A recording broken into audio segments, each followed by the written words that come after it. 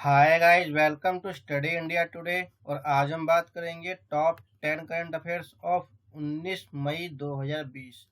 तो 19 मई 2020 के top 10 current affairs आज हम डिस्कस करेंगे। चलिए शुरू करते हैं। और पहला क्वेश्चन है, अंतर्राष्ट्रीय संग्रहालय दिवस कब मनाया जाता है? तो ये मनाया जाता है 18 मई को।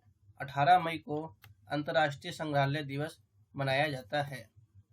और समाज के विकास में संग्रहालय कितने महत्वपूर्ण हैं, इस पर जागरूकता बढ़ाने हेतु 18 मई को अंतर्राष्ट्रीय संग्रहालय दिवस मनाया जाता है। 2020 का विषय museum for equality, diversity and inclusion था। और 1977 में अंतर्राष्ट्रीय संग्रहालय दिवस अंतर्राष्ट्रीय संग्रहालय परिषद ICOM द्वारा स्थापित किया गया था। इस दिन का उद्देश्य सांस्कृतिक आदान प्रदान, संस्कृतियों का संवर्धन और पारंपरिक समझ को विकास करना था। लोगों के बीच सहयोग और शांति के महत्वपूर्ण साधनों के रूप में जागरूकता बढ़ाना था। और अंतर्राष्ट्रीय संग्रहालय परिषद ICOM यह विश्व के संग्रहालयों और संग्रहालय पेशेवर का एकमात्र संगठन है जो वर्तमान और भविष्य के मूर्त और अमूर्त प्रकृति और सांस्कृतिक विरासत को बढ़ावा देने तथा संरक्षण हेतु प्रतिबद्ध है। यह 1946 में बनाया गया था और इसका मुख्यालय पेरिस, फ्रांस में है। भारतीय सेना ने क्या लॉन्च करने जा रही है? भारतीय सेना टूर ऑफ ड्यूटी लागू करेगी। कोविड-19 के कारण उत्पन्न देश के बेरोजगारी से लड़ने में मदद करने के लिए भारतीय सेना ने टूर ऑफ ड्यूटी लॉन्च करने जा रही है। टूर ऑफ ड्यूटी भारतीय सेना के अधिकारियों और सैनिकों के रूप में काम करने के लिए युवाओं को 3 साल का इंटर्नशिप है। और इसके मुख्य बिंदु, टूर ऑफ ड्यूटी उन व्यक्तियों के लिए है जो रक्षा सेवाओं को एक कैरियर के रूप में लेने की इच्छा नहीं रखते, लेकिन फिर भी सशस्त्र बलों में रोमांच का अनुभव करना चाहते हैं।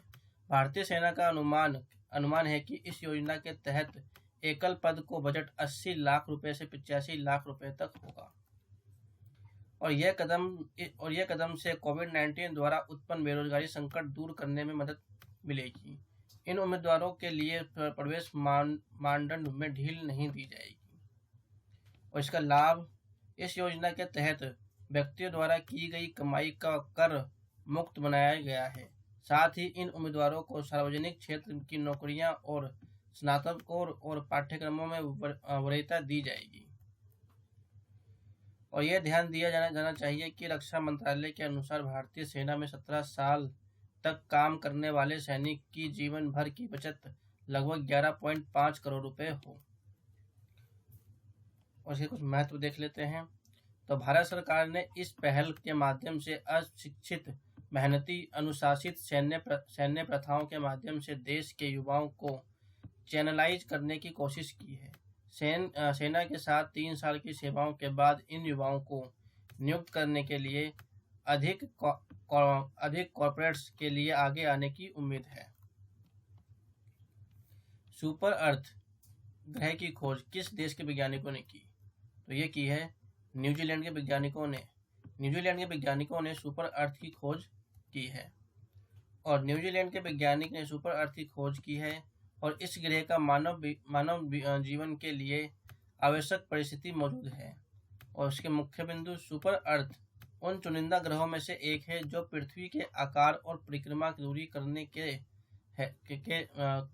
करने के समान है। इस ग्रह का मेजबान तारा सूर्य का द्रव्यमान 10% है। ग्रह के बारे में, यह ग्रह पृथ्वी से बड़ा है और इस ग्रह का नाम सुपर अर्थ है। वैज्ञानिकों के अनुसार यह ग्रह ठंडा हो सकता है। इस कारण से पानी अपने तरल अवस्था में मौजूद नहीं हो सकता, लेकिन बर्फ के रूप में हो सकता है। इस ग्रह का द्रव्यमान में भारी है और इसके तारे चारों ओर घूमने में 317 दिन लगाते हैं। वैज्ञानिकों के अनुसार सुपर अर्थ भविष्य में गोल्डीलॉक जोन हो सकती है। गोल्डीलॉक जोन क्या होता है? गोल्डीलॉक जोन एक तारे के चारों तरफ और एक स्थान है जो तापमान, तरल अवस्था में पानी को सुरक्षित रखता है और यह पृथ्वी से 111 प्रकाश वर्ष दूर है और इसलिए मनुष्य के लिए मनुष्य के लिए इस ग्रह तक पहुंचना काफी मुश्किल है। चक्रवाती तूफान में गंभीर परिवर्तित क्या क्या हुए और कहाँ हुए? 17 मई 2020 को बंगाल की खाड़ी में चक्रवाती तूफान अफगान और चक्रवाती तूफान में बदल गया। यह चक्रवाती तूफान 20 मई 2020 को पश्चिम बंगाल बांग्लादेश के तटों को पार करेगा और राष्ट्रीय आपदा प्रक्रिया बल ने पश्चिम बंगाल में 7 और उड़ीसा में 10 टीमों के राज्य सरकार की सहायता से राहत उपायों में मदद करने के लिए भेजा है। एक गंभीर चक्रवाती तूफान क्या है? एक गंभीर चक्रवाती तूफान वह तूफान है जिसमें हवाओं की गति 89 से 1017 किलोमीटर घंटा हो सकती है। उन्हें भारतीय मौसम विभाग के पैमाने के आधार पर गंभीर कहा जाता है।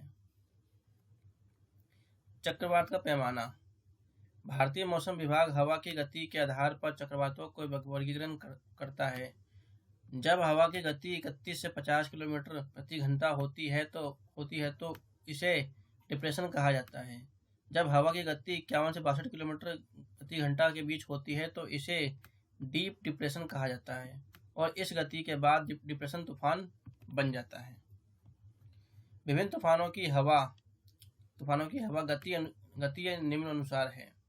चक्रवाती तूफान 68 से 88 किलोमीटर प्रति घंटा, भीर चक्रवाती तूफान 89 से 117 किलोमीटर घंटा और बहुत गंभीर चक्रवाती तूफान 118 से 165 किलोमीटर घंटा और अत्यंत गंभीर चक्रवाती तूफान 166 से 220 किलोमीटर प्रति घंटा हो सकती है और सुपर साइक्लोनिक स्टॉर्म 220 से किलोमीटर घंटा या उससे अधिक हो सकती है। अरब सागर की तुलना में बंगाली खाड़ी चक्रवातों की संख्या अधिक है। बंगाली खाड़ी में महासागरीय तापमान अरब सागर से अधिक है। इसके अलावा पश्चिमी घाटों के पहाड़ियों में चक्रवाती को रोकने के लिए काफी ऊंचे स्थान हैं।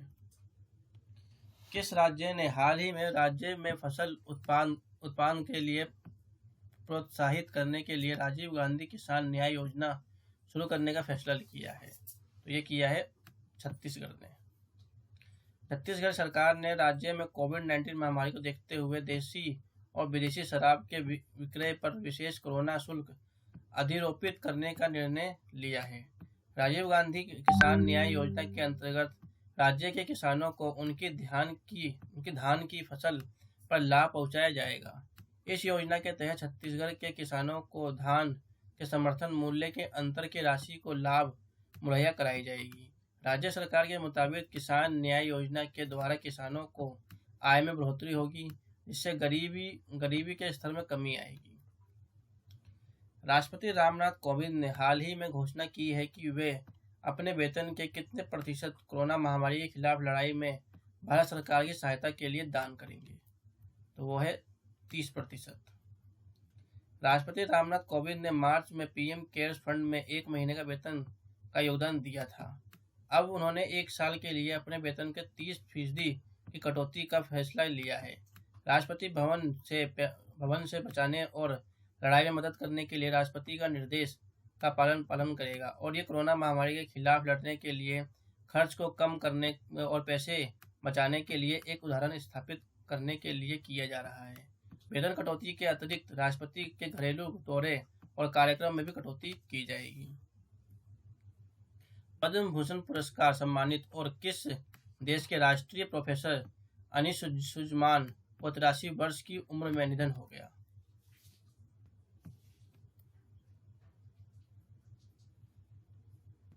बांग्लादेश के थे वो।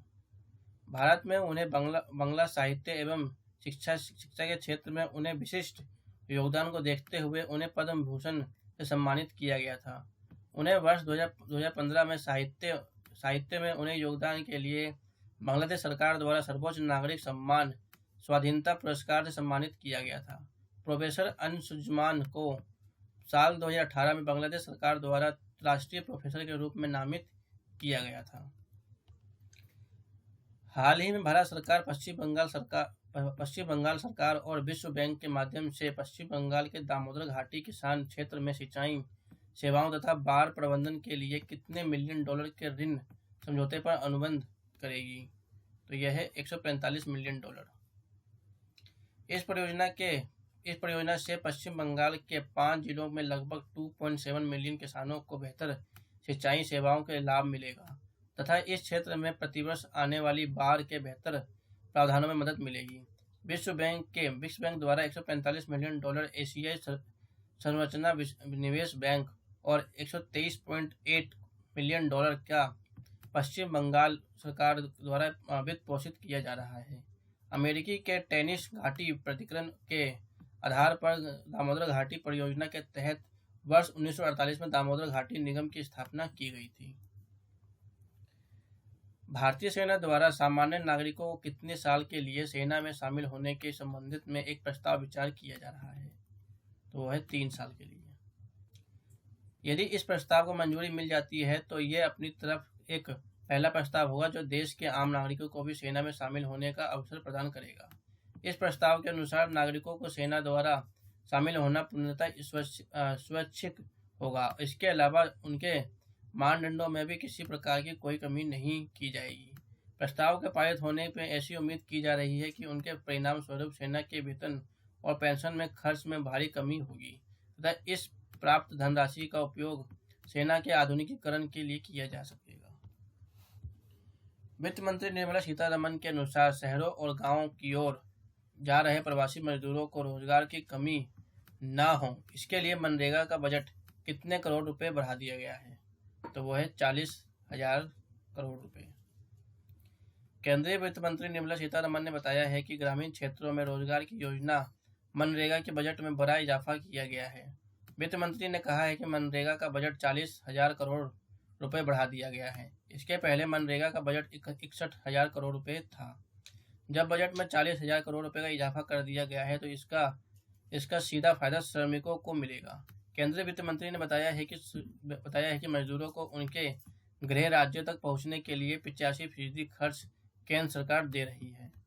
So this is the end of this video. उम्मीद करता हूँ यहाँ से आपको बहुत कुछ जानने को मिला होगा। Thanks for watching. God bless you.